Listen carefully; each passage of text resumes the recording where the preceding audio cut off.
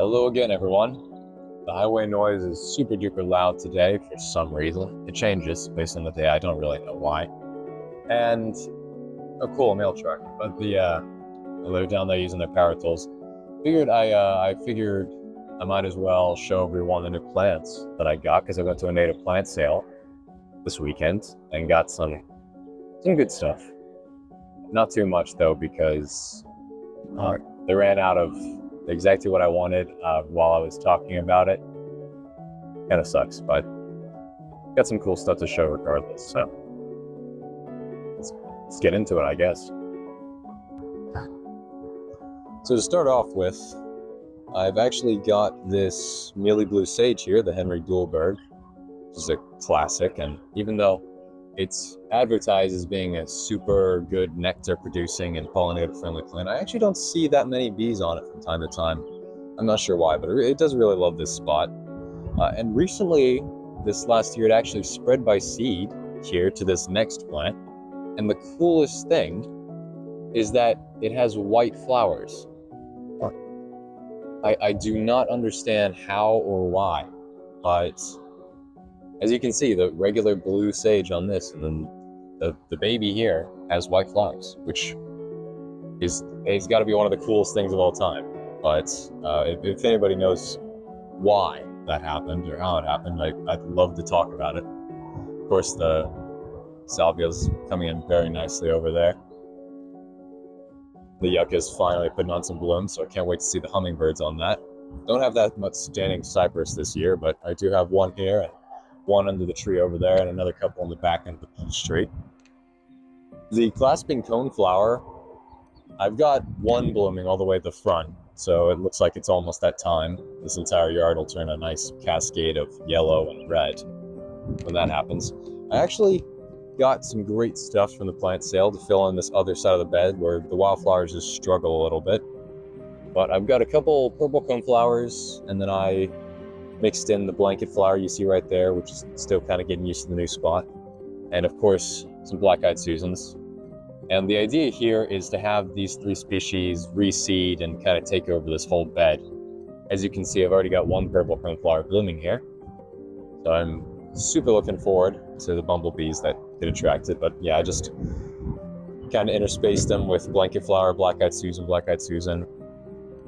Planted this licorice mint or anise hyssop, however you say it. Unfortunately, it looks like the bloom got bent off here, which is a shame, but it'll just go ahead and snip that off. It'll just create a new node. This one seems to like this spot so far. I bet this one, and it's already got new growth coming on, and I planted it just this weekend. So that's the great thing about mint. They're especially weedy. So can't wait for that one. Rock rose.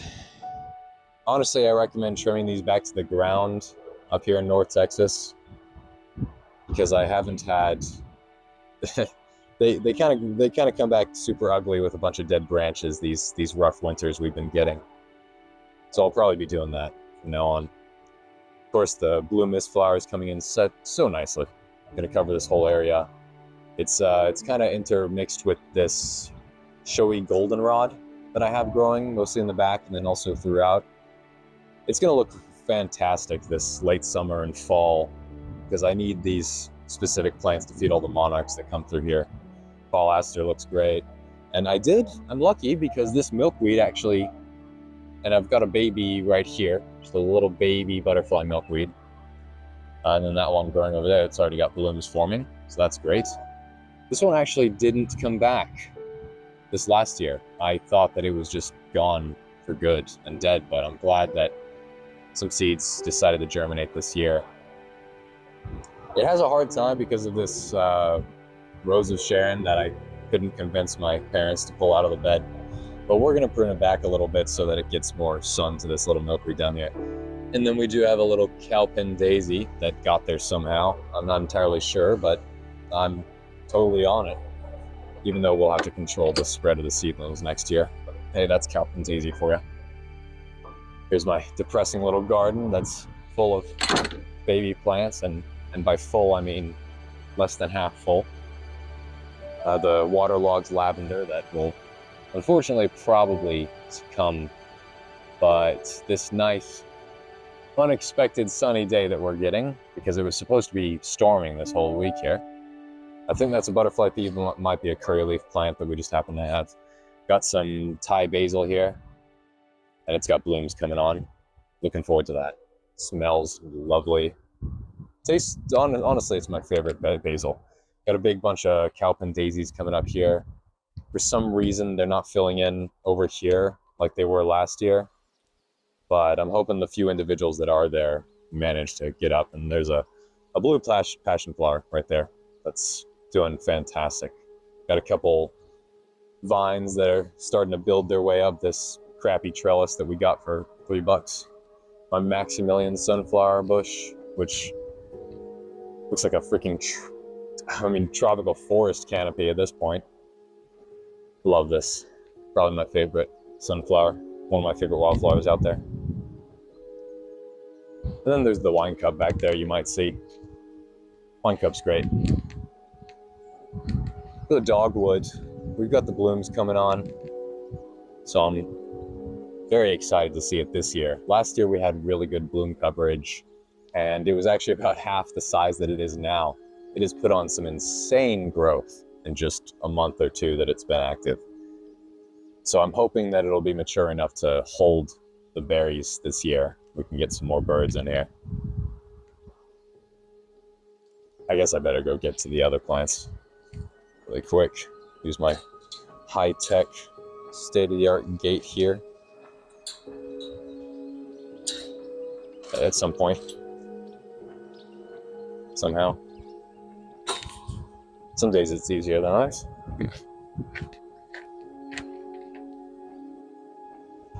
Got some normal stuff. Actually, I have the strawberry already almost ready to pick. In fact, I don't know, I'll come check on that later this evening. It's still a little bit white, but we'll see how it goes. And the frog fruit container is going a little mad, needless to say. It's outgrown its container, but basically the idea here is to have it spread runners all around the container and root into the ground here and just fill in this DG kind of area. My dad got this Texas ebony tree. I have absolutely no idea where we're going to put it. And we're just kind of keeping these sedges and that inland sea oats alive for now. Here is the jewel of what we received at this plant sale. We managed to get this little Mexican plum tree. I want to say it's about 7 feet tall. And a little, maybe a 5-gallon, maybe a little smaller. But this Mexican plum tree is going to be great. The goji berries kind of, doing a goji berry thing. But I can't wait to plant this where that half-dead oak is going to be. The Mexican plum is just, I want to try the fruit quite badly. I cannot wait for that. And then we've also got this coral honeysuckle and a little swamp sunflower there, hidden in the back. And I am definitely looking forward to this little thing. We're planning on expanding the beds. Dwarf cherry Barbados, which is covered in blooms. You might not be able to see it on camera, but it is absolutely covered in buds that are going to turn into blooms and hopefully cherries to eat. In North Texas, we tried planting one. It died back to the ground the first year. It had a rough winter, and then I don't think it's coming back this year. So I recommend keeping them in containers so that you can cover them during the winter. And, I guess that's about it, except for one other thing. You can see my baby red bud back here is putting on some really good growth. And so in a couple of years, that thing will be a proper tree and also quite beautiful. I love the really open canopy that it's forming. So right now, it's just a single trunk. So it'll look fantastic. Lots of new growth on the cactuses. You guys missed all of the blooms, but really having an issue with these cactus bugs. Maybe you can see one right there, and then another one right there. It ran all these babies here that you can see. Yeah, you got to get them with the insecticidal soap. I've been treating it every now and then because I don't want to get it too soapy or waterlog the cactus with it, since they're pretty sensitive to that. The kidney wood's looking great. Lots of new growth this year. I'm planning on planting it somewhere. I just have to find a spot. Don't have really that many sunny, hot, terrible spots left anymore after the fig tree and the peach trees and whatnot. But really what I'm super excited for is this agarita right here. You can see the nice prickly, spiny plant that we planted right here. And hopefully it likes this spot and gets super tall, because it would just be really cool. Those things have the nice fragrant blooms that turn into big old red berries. They're actually surprisingly popular to make wine with. That's the fun fact of the day, agarita wine. I would love to try some. But the tip of the day for everyone is make sure that whenever you're planning your landscapes and what plants you're getting, that you have a even spread of blooms all year round. So make sure that you get something like prairie goldenrod or also fall aster, New England aster, for your late summer and fall pollinators and migrations, like the monarchs, for example, especially here in Texas. It's more important than milkweed, in my opinion, is that we just have those nectar producing plants so that they can eat and get the energy they need to fly all the way down to Mexico. Because milkweed can be kind of unreliable at times, and in my experience anyway, struggle to germinate it, and then sometimes it just loves a spot and then just doesn't come back the next year. I don't know, I can't explain it, but just a wide variety of color and blooms during the late summer and fall, like sunflowers. Get those if you can. There's plenty of different sunflowers to choose from. Bush sunflower, for example, stays nice and small and doesn't grow 6 feet tall and then grow all over your everything else, and it still produces those nice little bushy plants that produce lots of flowers and seeds for the birds. Maximilian's probably my favorite though, if you're looking for a spreading sunflower that'll just kind of take a spot and chill there for the rest of time. That one is great. I showed you the bush earlier. I love that one. I've had one get as tall as 12 feet before. Really should have reinforced it, because once the flowers formed on it, it snapped and fell over. So funny. There's not much else to say about that. Just make sure that you've got your blooms spread out all season. I've sat down here next to this lovely beautyberry here that I've got behind me. A couple years old. Got a lot of new growth this year, so I'm hoping it just grows massive, really. Underneath this lovely little post oak that has been annihilated by arborists many times over the years. So it's got some very peculiar growth habits, but it's because today's real topic / advice section. So if you were only here for the native plants, you're good. You don't need to watch anymore. Is hope. Because hope is really one of the only things that matters today, in my opinion. When you've got this world that seems like it's constantly crumbling into chaos and it's doomed. We're all headed to, well, HE double hockey sticks. Basically, rebellions are built on hope. And without hope, there's no rebellion. There's just submission, essentially. And that is the worst thing in the world, when you have no hope and you are just trapped in a bubble. And whether it's self-loathing or just being depressed about the state of things and yourself, well, beyond the political aspect of hope, everyone has their own personal rebellion, whether it's something that you're working on yourself, it's a bad habit that you want to break, you're quitting a drug or trying to find a better career, anything like that. Or maybe you're trying to rekindle a relationship and reach out to that friend or loved one and solve and basically just grow into that person.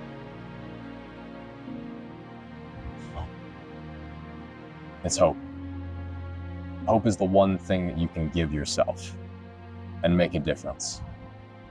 I've been struggling with it a lot recently, but I've found hope again. And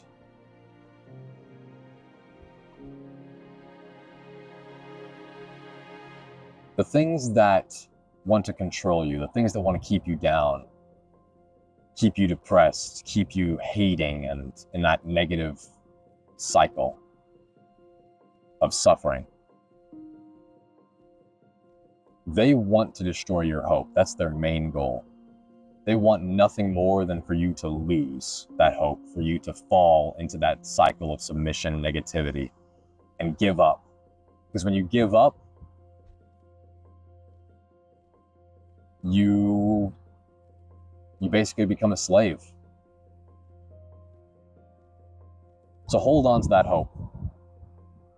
Find something that can give you hope. If this can give you hope, then please take it. I'm offering. We all need more hope to make a positive difference in our lives, in the lives of the people we love, and in the world around us. I know that there are people in my life that give me hope. Something as small as a picture of a cat, for example, that completely turned around my day. Immeasurably, by the way, immeasurably. And hold on to that. Hold on to those relationships. Hold on to that feeling. Remind yourself of it whenever you struggle. And we'll make it through this. There's a brighter day on the horizon. We're almost there. You're almost there. You can make it. That's the end of my little speech about hope. So let's hope everything goes well, I guess. As well as we can ask for. I know I'm hoping for plenty of things. And I'll keep hoping for them. Thanks for watching. I'll see you guys next time.